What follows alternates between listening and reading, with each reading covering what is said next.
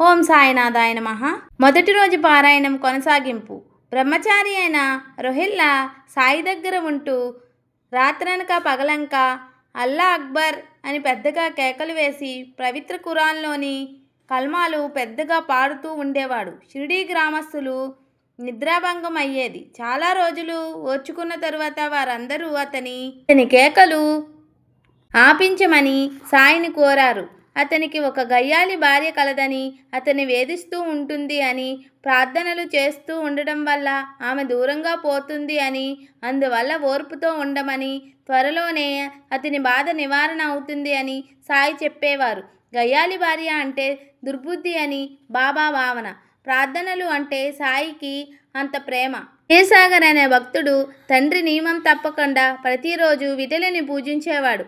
అతడు చనిపోయాక క్షీరసాగర్ విఠలుని పూజించడము, నైవేద్యం ఇవ్వటము మానివేశాడు.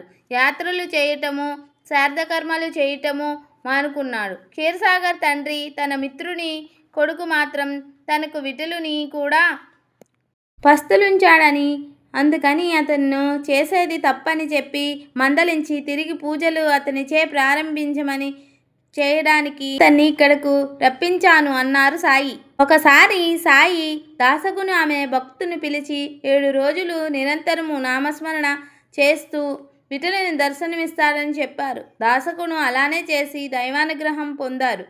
సాయి భక్తులైన తన మిత్రులు పదే పదే చెప్పిన మీదట అన్నాసాహెబ్ దబోల్కర్ షిరిడీ వచ్చారు. శ్రీ సాయిబాబాను చూచి తరువాత బాబా పాదాలను పట్టి వెంటనే నా జీవితంలో గొప్ప మార్పు కలిగింది అన్నారు ఆయన. ఒకరోజు ఉదయమే ఆయన సాయిబాబాను చూడడానికి మసీదుకు వచ్చారు.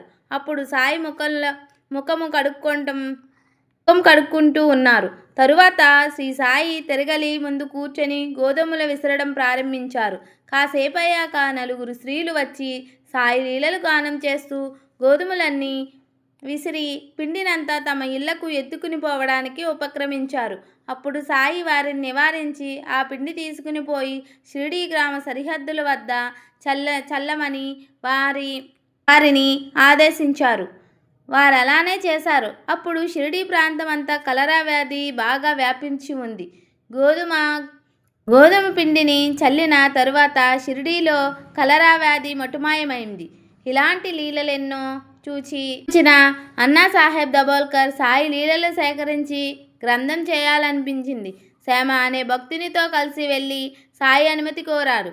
శ్రీ సాయి అందుకు అంగీకరించి దబోల్కర్ను ఊది పెట్టి ఆశీర్వదించి, నీవు కారణమాత్రుడు కానీ నా జీవిత చరిత్ర నేనే రాసి భక్తుల కోరికలను నెరవేరుస్తాను. నా కథలను బోధనలను విన్న భక్తులకు భక్తి విశ్వాసములు కుదురుతాయి. నాస్తికులు దుర్మార్గుల సహవాసం వీడి దృష్టినంతా నా వైపు తిప్పాలి. అనుకువతో నమ్రతతో మెలగాలి. ఇలా చేస్తే వారి భోజన పాత్రలు ఎప్పటికీ ఖాళీ కావు అన్నారు. అన్నాసాహెబ్ దబోల్కర్ శ్రీ సాయి హేమట్ పంతు అని పిలిచేవారు. గోపాలరావు గుండే అను భక్తుని దాము అన్నా కేసర్ అనువానికి సాయి ఆశీస్సులతో సంతానం కలిగింది. అందుకు కృతజ్ఞతగా శ్రీరామనవమి నాడు జెండాల ఉత్సవము చేయాలని గోపాలరావు తలిచారు. దాము అన్నా కేసర్ ఒక జెండాను సమర్పించాడు. నానాసాహెబ్ లిమోర్కర్ మరొక జెండా ఇచ్చారు. జెండాలు ఊరేగిస్తూ తెచ్చి మసీదులో ఉంచేవారు.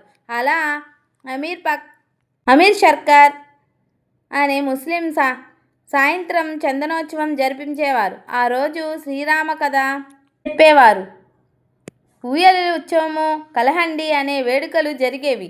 నామ సప్తాహము, బీదలకు అన్న సంతర్పణ కూడా జరిగేవి. ప్రతి గురువారం షిరిడీలో మహావైభవంగా చావిడి ఉత్సవం జరుగుతుంది. ఈ ఉత్సవం గురించి హేమట్ పంతు గారు కళ్ళకు కట్టినట్లుగా సాయి సచ్చరిత్రలో వర్ణించారు. ఆ దృశ్యాలను స్మరించుకోవడానికి వీలుగా చావిడి ఉత్సవంలో చదువుకుంటే గొప్ప అనుభూతి కలుగుతుంది. శ్రీ సాయి సాక్షాత్ పరమాత్మ సాయినాథ్ మహారాజ్కి జై.